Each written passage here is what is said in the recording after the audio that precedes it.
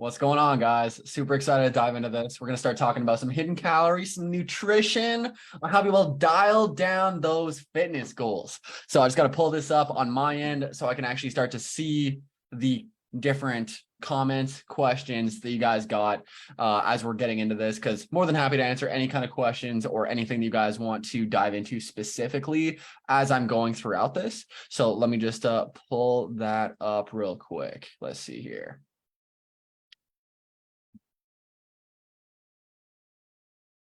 Yeah, I think we're good here. Possibly. I'm gonna pull this up on my phone. This makes more sense.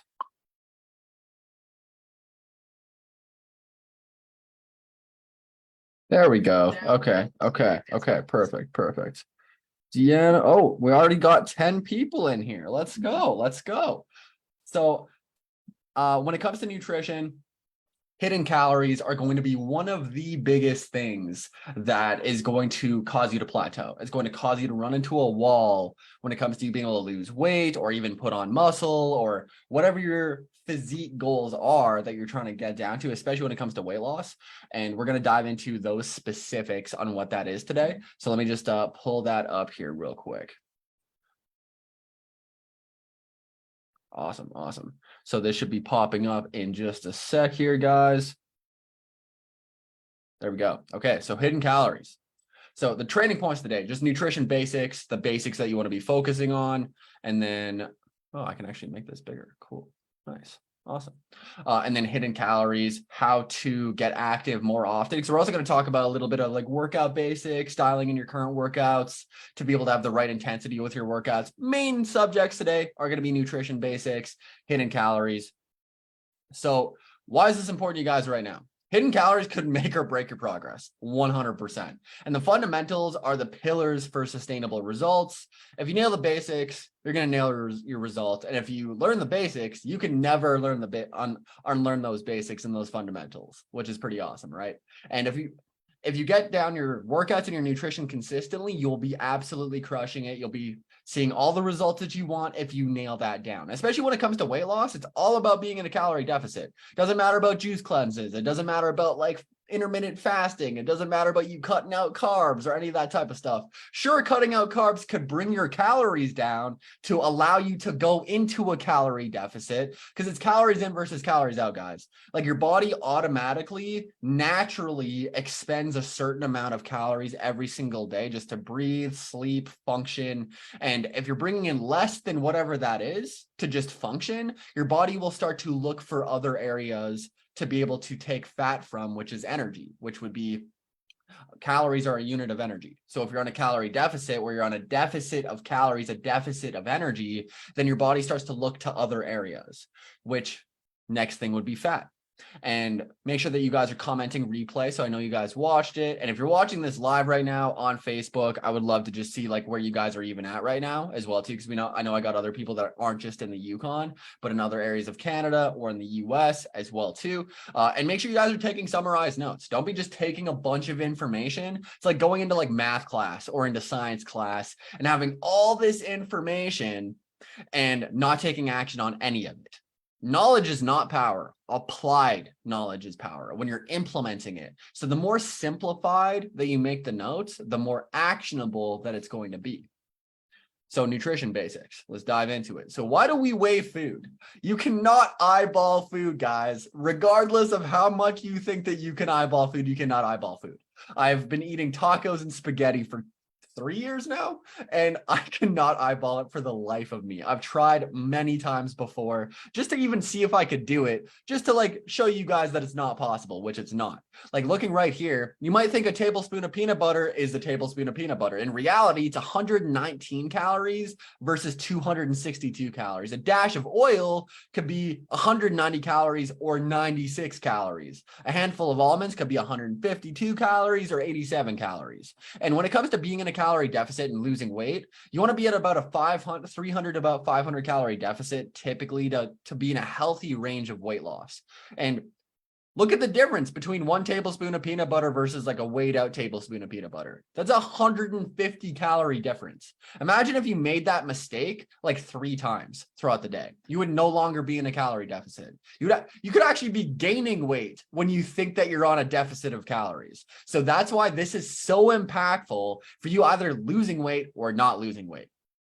So the importance of tracking calories can promote awareness of your food intake. Our entire first phase of our program for the first week, when we have our private clients come on, they specifically go and track their food through like MyFitnessPal or Eat This Much or any kind of food tracking app. So that way they can create awareness on what their nutrition actually looks like to see if they're under eating, if they're overeating, the quality of foods that they're bringing in on a day-to-day basis. Because I thought for the longest time that I was overeating, when in reality, I was under eating significantly, which caused me to go in a very unhealthy range of weight. I lost a bunch of muscle mass.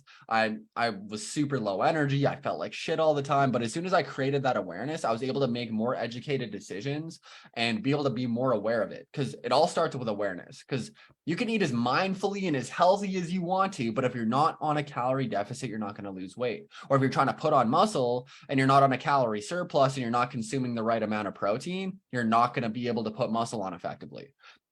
And also, like, by creating awareness and tracking your calories, you're able to control your eating habits.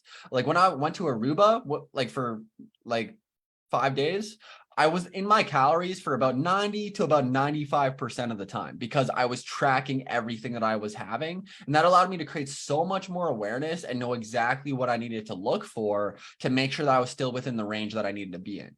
And then also it creates certainty equals confidence. If you just throw it, like, it's like the equivalent of throwing spaghetti at a wall and hoping it's going to stick by not tracking your calories and just eating mindfully. That is the biggest pitfall when it comes to losing weight, is thinking that you're eating mindfully, you're eating health. It's like following Canada's healthy food guide, but not taking into account how active you are, how much you weigh, how tall you are, how hungry that you are, your energy levels every single day. And that's not going to play a part in you being in a calorie deficit. You can eat like as much like if you eat a bunch of vegetables but you're eating in a surplus of calories, you will still gain weight. It doesn't matter what type of foods that they are. You can eat McDonald's and lose weight, guys. And then also, like, if you're you're not tracking your food, like it's going to take a really long time to actually recognize your habits. And then when it comes to hidden calories, this one is a really big one. Because, like, for example, like if you're to look at a breakfast from McDonald's, 730 calories, full of fillers and preservatives. It doesn't fill you up a whole lot. You're still fairly hungry afterwards, and it's 730 calories. Whereas if you're to get like a breakfast of like eggs on toast with some oatmeal and some fruit and have some black coffee, you're going to be a lot more satiated. And it's also going to be only 415 calories. So it's actually going to fill you up more for less calories. And you're also going to have more energy throughout the day. And then like having like a fast food lunch, 610 calories, going to be a bunch of fries, just like processed food that you're going to feel like shit. You're also not going to be full, which is going to then create the likelihood of you binging and falling off track and eating more food increased later in the day. And that's why it's important to make sure you're having high volume foods as well too. So things that are going to create higher satiety. So like fruits, vegetables, lots of protein. Having like home cooked, like whole foods is going to be really good in just creating your higher energy levels and also allowing you to be more full consistently throughout the day. And then why eyeballing calories is hard. Again, like the difference between like one avocado on toast versus like half an avocado on toast where it's actually measured is like a 200 calorie difference. And again, it's about 300 to 500 calories you want to typically be on a deficit to allow yourself to lose weight. So if you're having one avocado versus half an avocado like you're actually supposed to, that could completely throw off your calories for the rest of the day. Though food looks the same, calories values will normally be very different. To determine accurate consumption, instead of using your eyes, it's probably best to use labels and scales to measure the calories you consume more accurately.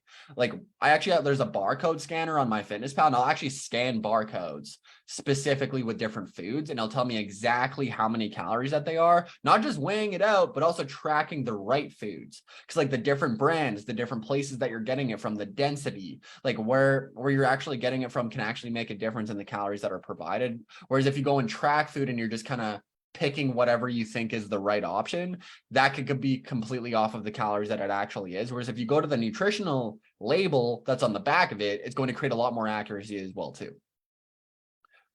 And for drinks, nobody's going to like this when it comes to drinks.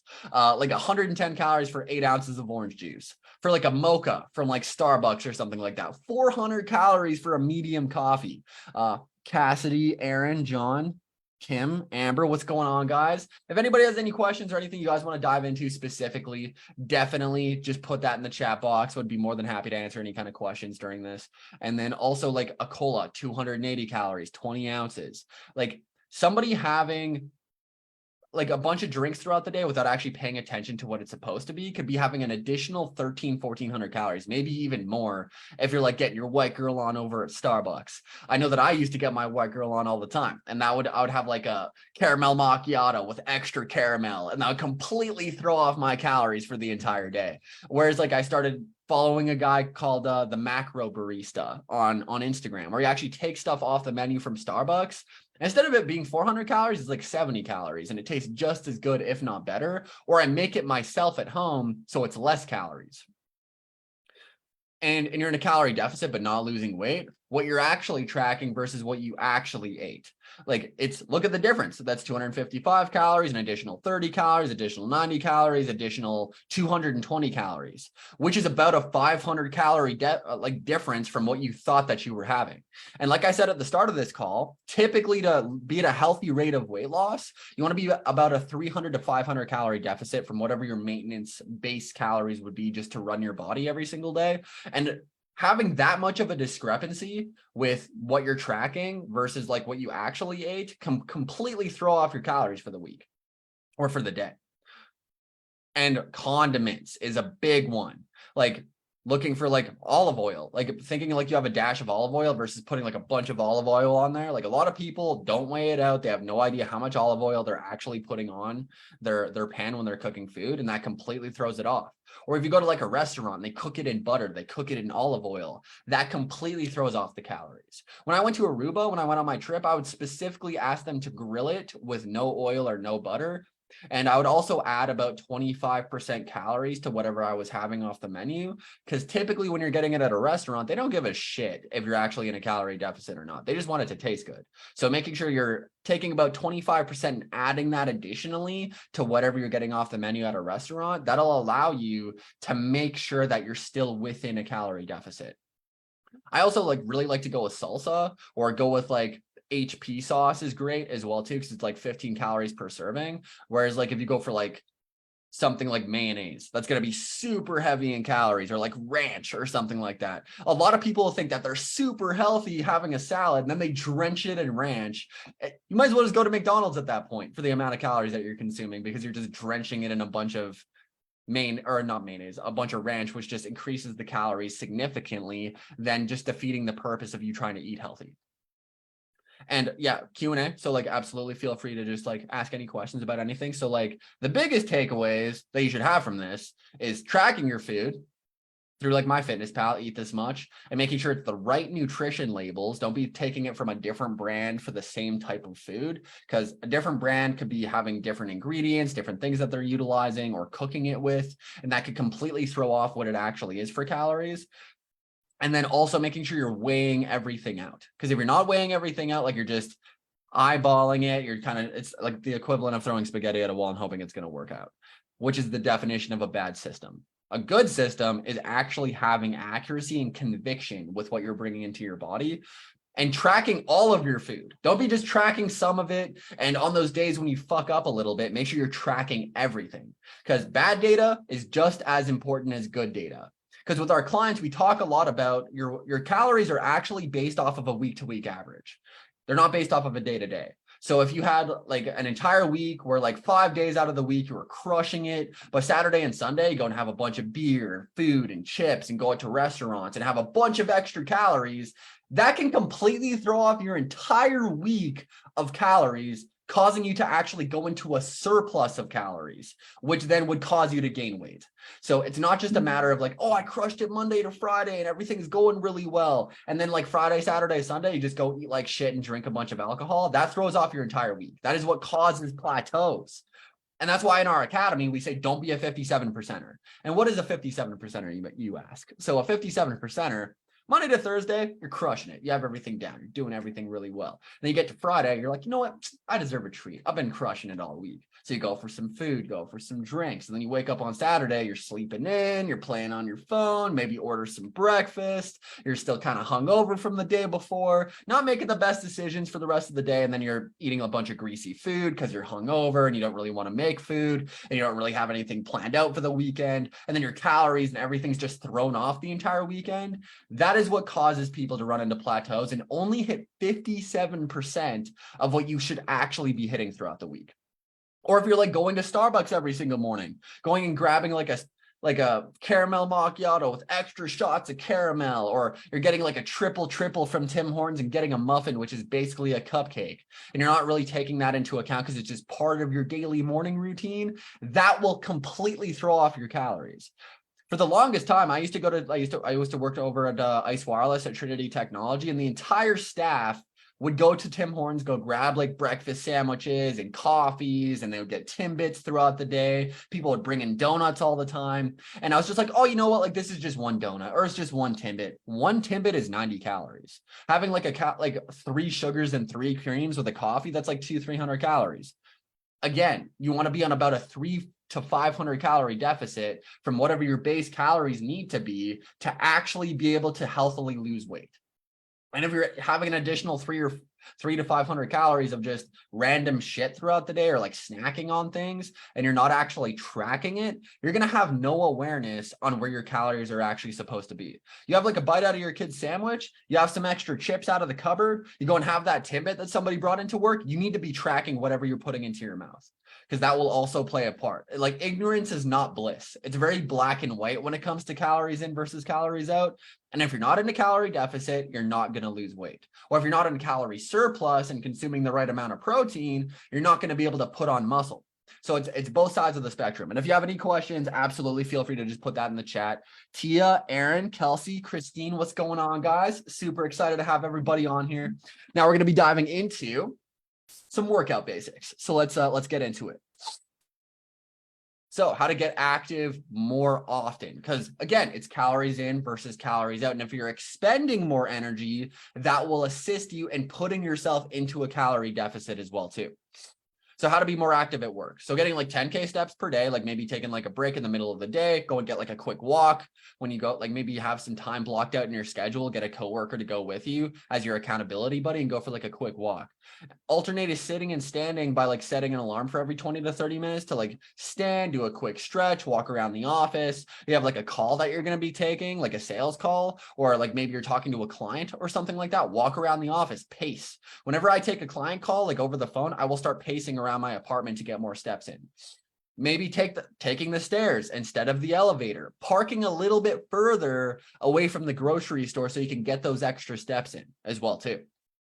Also, I find a lot of people, if they get like a treadmill underneath their desk, and they can actually just be walking while they're on like a standing desk and just be walking on a treadmill all day. If everybody was to get a treadmill and put it underneath their desk, they would burn so many more calories, and you'd almost be able to eat whatever you wanted because you'd be burning so many calories passively throughout the day. People very underestimate like just walking consistently and getting like 10, 20K steps per day.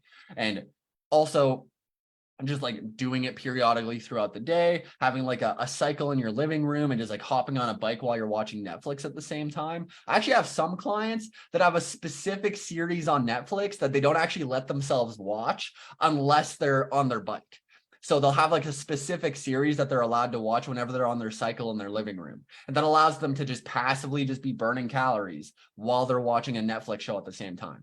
When I was in Aruba, I went to a hotel and like I wasn't able to go to a gym. So I found a treadmill, put a Netflix episode on, and I just walked on the treadmill on an incline and I just burned a bunch of calories. Like I think I burned like 200-300 calories just being on there for like 30-40 minutes. So finding different ways to just burn additional calories, like scheduling some time to go for a hike, scheduling time to go with like an accountability buddy, like take your dogs for a walk consistently on a week-to-week basis, doing a 10 or 20-minute workout first thing in the morning. Like 20 minutes is 1% of your day. Or like maybe when you're brushing your teeth in the morning, do some like body weight squats while you're waiting for your coffee to brew, doing some burpees in your living room. It's just a matter of just getting your body moving and you're getting your body active as much as possible, because we live very sedentary lifestyles, guys. So these are a couple more that we talked about: planning small walks, parking further away, biking to work instead of driving. Maybe get a fat bike for whenever you're like during the winter as well too, and like just biking to work. I know plenty of people that bike to work during the summer, during the winter, and they don't actually have a car. So it saves money on gas. It allows them to get more active and be able to just get cardio just passively throughout the day without even really realizing it. Tracking your workouts and applying progressive overload. So like if you're looking to build muscle and like tone and like change up body composition, a lot of people will turn to cardio when it comes to weight loss, because it's like, oh, cardio and eat less, which I mean isn't completely wrong. But the more muscle that your body has, the more you're passively burning calories. Because basically the more that your body weighs, the more that your body burns calories. It's called NEAT, which is basically like just even you just sleeping and just sitting there and just existing as a person, you just burn calories. And the more that you weigh, the more muscle mass that you have, the more efficient your metabolism is, the more that you're going to burn calories, and the more you're going to see more toning and definition as well too. And there's more energy, and the better you're going to feel with more muscle. So when I talk about tracking your workouts and progressive overload, if you're doing resistance training, making sure you're always doing a little bit more reps, doing a little bit more weight, and always increasing the intensity a little bit as well too. Because the more that you increase the intensity, the more you're going to tear more muscle, build more muscle, and change up body composition more effectively as well too. So the intensity that you're bringing to your workouts will also help additionally with you expending more energy, expending more calories, allowing you to be more effectively in a calorie deficit consistently throughout the week. It's all about finding different methods that are going to allow yourself to put yourself into a calorie deficit. So baby steps rather than no steps. So when I say baby steps rather than no steps, not having the 100 or nothing mentality. Like you can't do your full workout, do a 10 or 20-minute workout. Just like do some body weight stuff at home. Like there's some resistance bands that I recommend to my at-home clients that can basically do any gym workout with just a pair of bands that you can just carry around with you. You can do them at work. You can do them at home. You can do it on vacation in your hotel room. You can do a bunch of body weight workouts. If you're watching this right now, comment home workouts or just workouts, and I'll send you my home workout accelerator where you don't even need any equipment, and it'll actually just show you some body weight stuff that you can do at home, you can do in the office. I can also send you like a quick nutrition guide on just how to be able, like what to look for to be able to create your own grocery list or your own like little meal plan as well too, so you can start getting a little bit of a better idea.